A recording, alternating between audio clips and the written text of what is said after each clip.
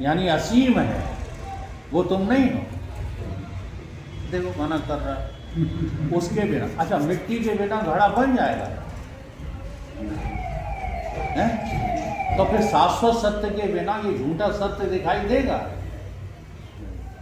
लेकिन वहां हम बुद्धि ले ही नहीं जाना चाहते। तुम्हारी सत्यता के बिना ये शरीर सत्य भास ही नहीं सकता है।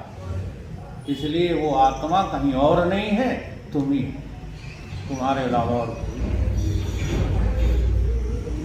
ये 2 नंबर का सत्य है, जो शरीर से सत्य लगता है, ये 2 नंबर का घड़ा है।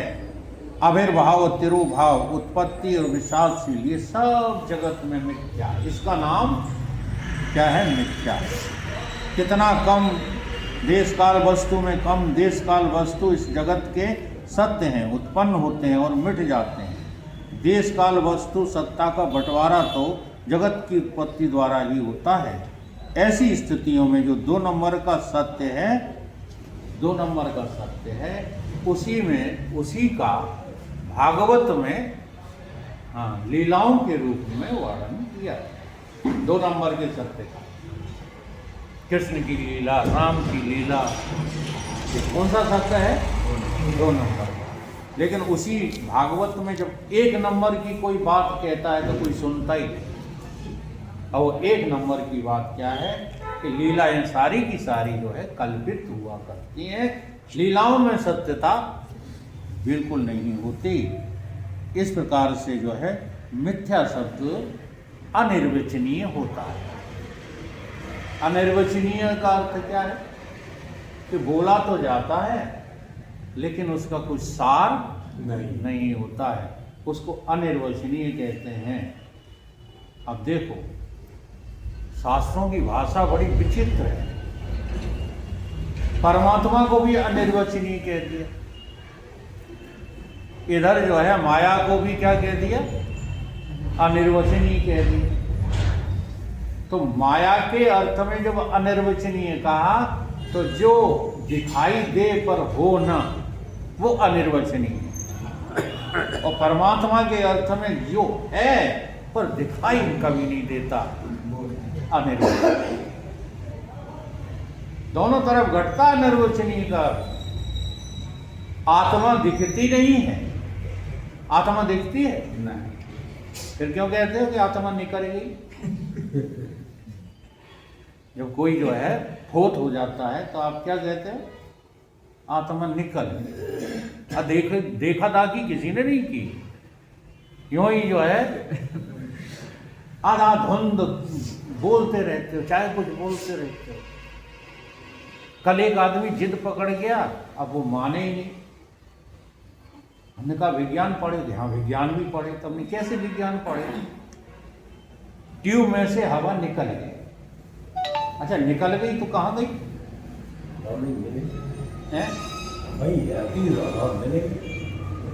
जरा विचार करके इन बातों का जवाब दो। ट्यूब में हवा है और बाहर भी हवा ही है, दोनों जगह क्या है? हवा। अब उसमें थोड़ा सा कांटा लगा दो ट्यूब में, तो क्या कहते हो कि हवा निकल गई। अब प्रश्न खड़ा करो कि जो हवा व्यापक है वो हवा निकल के कहाँ गई?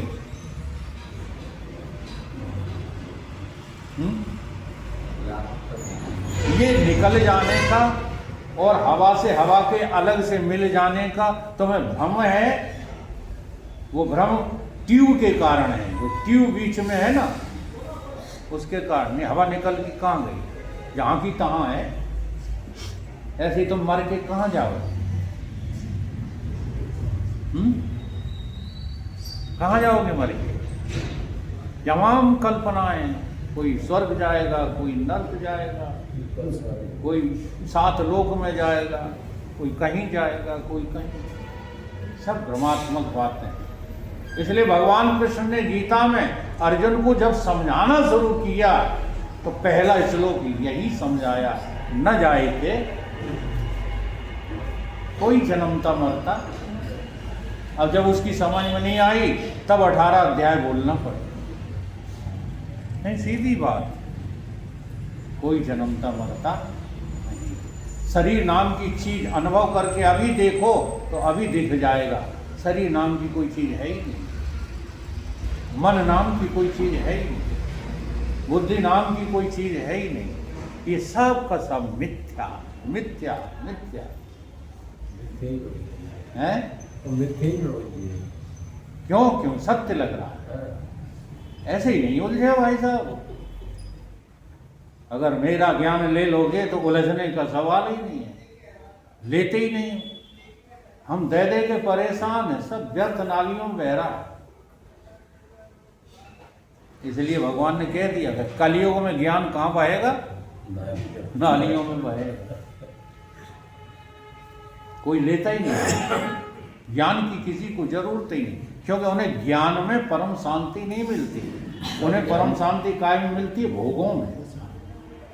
भोग कोई उत्तम प्रकार का बता दो, यानी जो भोग भोग के तुम भोग भोग करके परेशान हो गए हो, अब उससे हटके कोई नया भोग बता दो तो तुम तैयार हो जाओ। इसलिए संन्यास लेने को हाल तैयार हो जाते।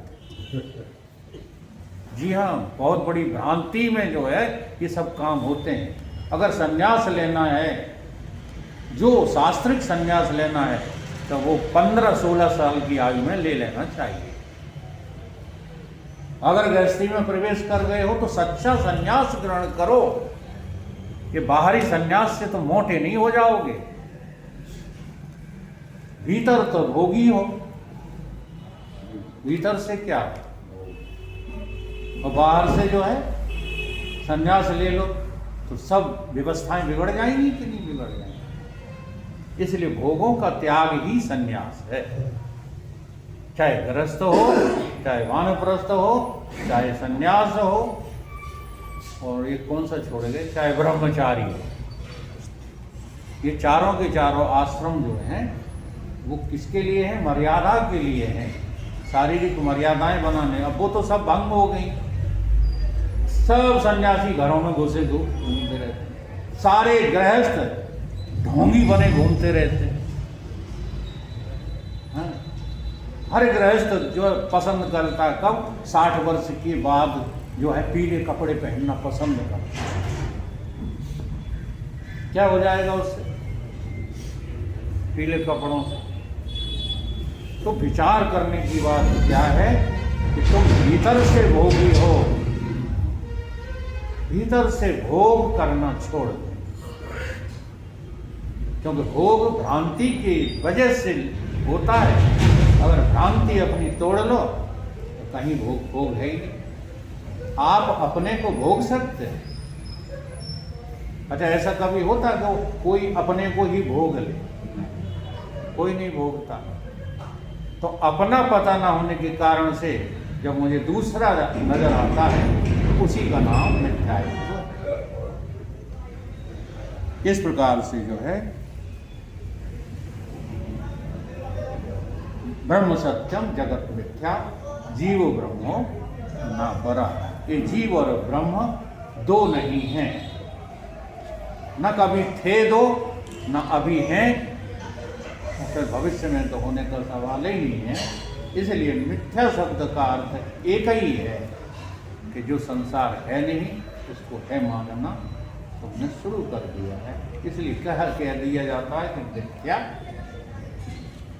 मिथ्या है का अर्थ क्या है, 3 कालों में है ही। बोलिए सतगुरु देव।